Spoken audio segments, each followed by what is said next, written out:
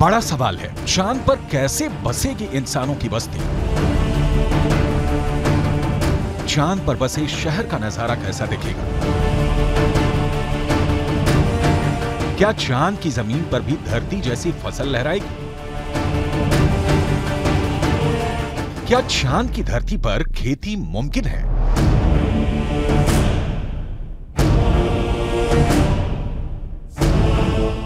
विज्ञान कहता है कि चांद पर अभी इंसानों के रहने लायक वातावरण नहीं है, लेकिन नासा का कहना है कि आने वाले वक्त में चंद्रमा की धरती को रहने लायक बनाया जा सकता है।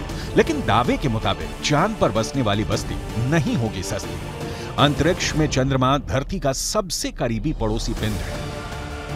पिछले 6 दशकों में इंसानों ने 100 से भी अधिक मून मिशन को अंजाम दिया है। सभी मिशन को कामयाबी नहीं मिली, लेकिन इन मिशन ने चांद को सबसे ज्यादा खोजा जाने वाला स्थान बना दिया और अब चंद्रमा पर जीवन की संभावनाओं की तलाश हो रही है।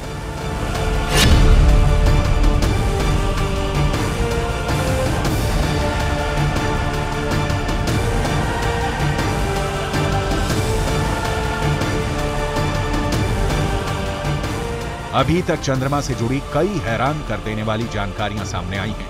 दावा किया जाता है कि चंद्रमा की मिट्टी में कई तरह के खनिज हैं। चांद की सतह पर पानी होने के भी सबूत मिल चुके हैं। वैज्ञानिकों का मानना है कि चांद पर जीवन के सबूत भी मिल सकते हैं। संभावना जताई जा रही है कि भविष्य में चंद्रमा पर मानव बस्ती बसाने का सपना पूरा हो सकता है, लेकिन यह काम इतना भी आसान नहीं है। चंद्रमा पर इंसान के कदम भले ही साल 1969 में पड़ गए हों,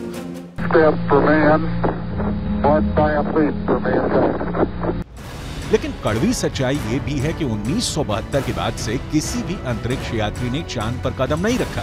जब से इंसान ने चांद पर कदम रखा है, तभी से वहां इंसानी बस्ती बसाने की चर्चा चल रही है। 1972 से अभी तक 51 सालों में कई मून मिशन भेजे गए और उससे जो जानकारी हासिल हुई, उसके बाद से अब चांद पर मानव बस्ती का सपना जल्द आसान हो सकता है, लेकिन ये बहुत अधिक खर्चीला भी हो सकता है। क्योंकि अगर चंद्रमा पर कॉलोनी शुरू करने के लिए धरती से सामान भेजने होंगे तो ये काफी महंगा साबित होगा। एक अनुमान के मुताबिक सिर्फ 100 लोगों के लिए चांद पर जरूरी सामान भेजने के लिए करीब 1.25 लाख करोड़ रुपए का खर्च आएगा। ऐसे में अगर चांद पर इंसान को रहने लायक बस्ती बसानी है तो सबसे पहले रोटी, कपड़ा और मकान जैसी बुनियादी जरूरतों को पूरा करना होगा, जिसमें सांस लेने के लिए हवा, पीने के लिए पानी, पेट भरने के लिए खाना, हवा के दबाव से लैस रहने लायक जगह और रोशनी के लिए बिजली जरूरी होगी। दावा है कि इनमें से ज्यादातर जरूरतों को चांद से ही पूरा किया जा सकता है। चंद्रयान 1 की मदद से चांद पर पानी होने की पुष्टि हो चुकी है।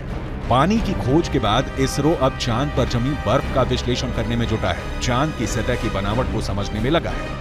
नासा के मुताबिक चांद के दक्षिणी ध्रुव पर बर्फ है। बर्फ के साथ साथ वहां दूसरे प्राकृतिक संसाधन भी हो सकते हैं। साल 1998 में नासा ने मून मिशन के तहत ये बताया था कि दक्षिणी ध्रुव पर हाइड्रोजन है। नासा का दावा है कि अधिक मात्रा में हाइड्रोजन होने की वजह से वहां बर्फ होने की संभावना है।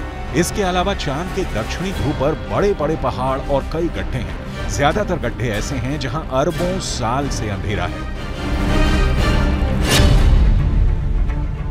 अमेरिका के नासा के मुताबिक घुप अंधेरे के बीच यहां बर्फ का जमाव हो सकता है। अंदाजा यह भी है कि चांद के दक्षिणी ध्रुव पर अरबों सालों से पानी बर्फ के रूप में जमा हो सकता है। अगर चंद्रयान 3 का लैंडर और रोअर चांद पर बर्फ की मौजूदगी की पुष्टि कर देते हैं तो वहां मानव बस्ती बसाने की संभावना और बढ़ जाएगी। हालांकि इससे पहले भी चंद्रमा की सतह पर पानी होने के संकेत मिले थे। चांद के छाया में रहने वाले हिस्से में पानी के होने के संकेत मिल चुके हैं। वैज्ञानिकों को चांद के उस हिस्से में पानी होने के साक्ष्य भी मिले हैं जहां सूर्य का सीधा प्रकाश पड़ता है। ऐसे में अगर चंद्रयान 3 चांद के दक्षिणी ध्रुव पर पर्याप्त बर्फ होने की पुष्टि कर देता है तो चांद की सतह पर मौजूद बर्फीले पानी से इंसानों की बस्ती और चंद्रमा पर अर्थव्यवस्था के लिए आधार को तैयार करने में मददगार साबित हो सकती है। आइए रसायन विज्ञान की भाषा में समझ लेते हैं कि ये कैसे मुमकिन हो सकता है। रसायन विज्ञान में बर्फीले पानी का रासायनिक सूत्र होता है H2O। पानी एक एक अणु में हाइड्रोजन और ऑक्सीजन 2:1 के अनुपात में मौजूद होता है, यानी पानी के एक अणु को हाइड्रोजन और ऑक्सीजन में तोड़ा जा सकता है। H2O equals H2 plus O2, यानी पानी की मौजूदगी में चांद पर सांस लेने के लिए ऑक्सीजन बनाना आसान है। वहीं पानी से हाइड्रोजन और ऑक्सीजन को अलग करके ईंधन के तौर पर इस्तेमाल कर सकेंगे। साथ ही साथ पानी से चांद पर बिजली भी तैयार की जा सकती है। साफ है, चांद पर मौजूद पानी कई समस्याओं का समाधान हो सकता है। पानी के इस्तेमाल से सिंचाई के लिए खेती का काम भी आसान किया जा सकता है, क्योंकि चांद पर इंसानों की बस्ती को लेकर रिसर्च कर रहे वैज्ञानिकों को तब बड़ी कामयाबी मिली थी जब चांद की मिट्टी में पौधे उगाए गए। अपोलो 11 मिशन के दौरान करीब 22 किलो सामान चंद्रमा से लाया गया था। इसमें तकरीबन 50 चांद के चट्टानों के टुकड़े और चांद की मिट्टी शामिल थी। शोधकर्ताओं को इस बात का बिल्कुल भी अंदाजा नहीं था कि चांद की धूल भरी मिट्टी में कुछ उग भी सकता है या नहीं। उन्होंने इसे एक प्रयोग के तौर पर लिया कि अगर अगली पीढ़ी में कोई चांद पर जाता है तो वहां पर कुछ उगा सकता है। जो नतीजे सामने आए उसने वैज्ञानिकों को चौंका दिया।